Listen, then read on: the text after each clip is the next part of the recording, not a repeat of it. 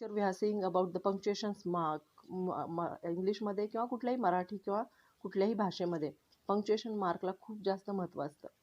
आपण त्या पंक्च्युएशन मार्कचं हे पाहतो आहोत.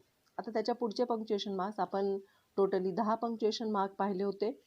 फुल stop, question mark, exclamatory mark, comma, ॲट्रोस्टॉप, question mark, quotation mark, single inverted comma, capital letter, the semicolon, the colon एवढं पाहिलं होतं आपण. आता तुम्ही ते लिहून काढलेलंच असणार आहे. मी जे वाचते ते तुम्ही लिहिलेलं आहे असं मी गृहीत धरते. तुमच्यापैकी कुणी मला ते पाठवलेलं नाही. So here the next punctuation mark is the dash. Dash म्हणजे छोटी डॅश देतो आपण. Is used when there is a sudden stop or change in the thinking. Dash कधी वापरला जातो? जेव्हा अचानक आपल्याला थांबायचं असतं. लिहिता लिहिता आपण थांबतो आणि अचानक आपल्याला विषय बदलायचा असतो, त्यावेळेस आपण कशाचा वापर करतो? तर डॅशचा वापर करतो. So here you can come tomorrow. तू उद्या येऊ शकतो. पर डॅश दिला. No, make it after 2 days. एक व्यक्ती दुसऱ्या व्यक्तीला सांगते की यू कॅन कम टुमॉरो. तुम्ही उद्या येऊ शकता माझ्याकडे. पण अचानक एक काम आठवतं, सडन स्टॉप, आणि त्याच्यानंतर एक डॅश दिला जातो. त्याच्यानंतर म्हटलं तर नो. नो नंतर काय केलं आहे? कॉमा दिलेला आहे. मेक इट आफ्टर 2 days म्हणजे आपली जी मुलाखत आहे ती आफ्टर 2 days नंतर, 2 दिवसानंतर आपण ती मुलाखत करूया. Okay. It is also used to resume a scattered subject. किंवा खूप स्कॅटर्ड सब्जेक्ट आहेत, वेगवेगळे विषय आहेत, वेगवेगळे विषय आपल्याला एकत्र मांडायचे आहेत. तर अशा वेळेस आपण काय करतो? डॅश देतो. There were elephants, comma, tigers, comma, monkeys, comma, clowns, dash. The complete work in the circus.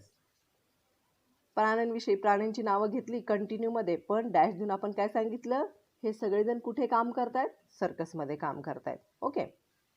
त्याच्यानंतरचं आहे द ऑब्लिक साईन. आपण हे बऱ्याच वेळा वापरतो. ऑब्लिक म्हणजे काय? तिरकी लाईन. पहा, आपण बऱ्याच वेळा लिहितो ती, पण कुठे वापरायची ते आपल्याला निश्चित माहिती नसते. So here is used in addresses. Commonly address जेव्हा लिहिता, आता पत्र पाठवायचे दिवस तर संपलेले आहेत आपले. पत्र तरी पण तुम्हाला आठवत असेल, जर तुम्ही थोडंसं कधी पत्र लिहिलं असेल किंवा कुणाला पत्र पाठवलं असेल किंवा तुम्हाला आलेलं एखादं पत्र, रजिस्टर वगैरे, तर त्याच्यामध्ये ऑब्लिक वापरलेलं असतं, ऑब्लिक साईन दिलेलं असतं.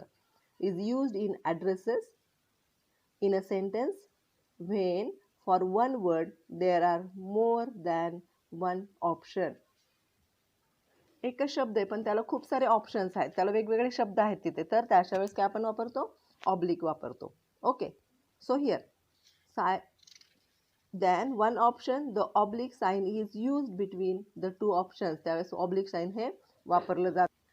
सो ऑब्लिक हे साईन कुठं वापरलं जातं? जेव्हा अनेक गोष्टींसाठी आपल्याला वर्णन करायचं असतं. For example, the knife oblique sword was used by the samurai.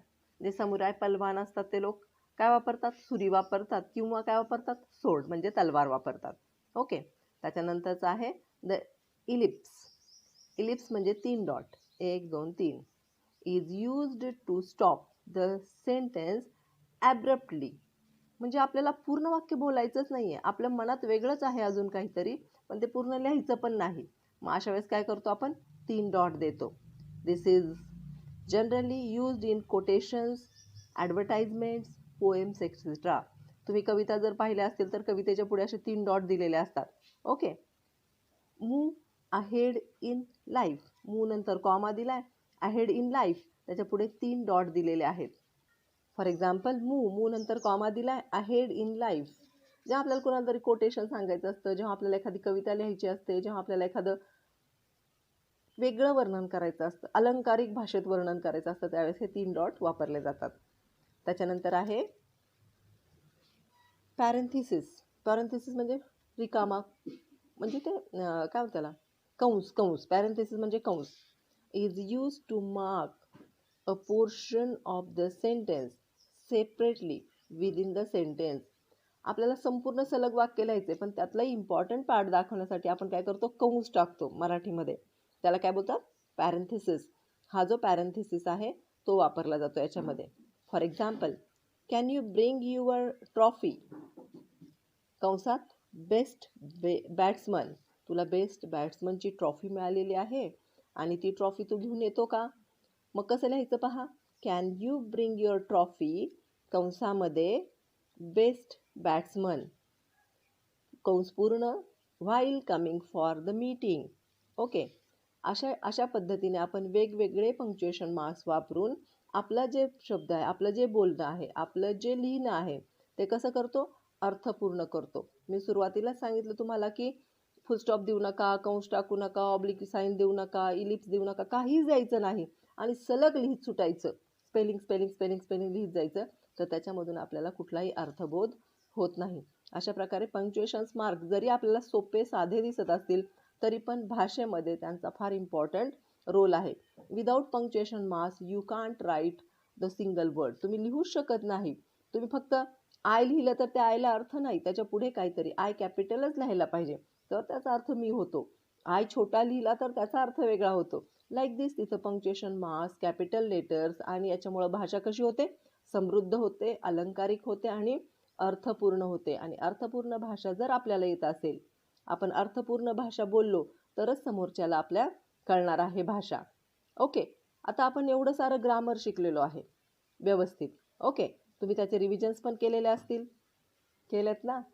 So या रिव्हिजनमधूनच आता आपण काय शिकणार आहोत की पुढं काय, कशा पद्धतीनं तो केव्हा वापरायचा, ती केव्हा वापरायचं, अजून थर्ड जेंडर कुठलं आहे, तर जेंडर विषयी आपण माहिती पाहणार आहोत. थँक्यू.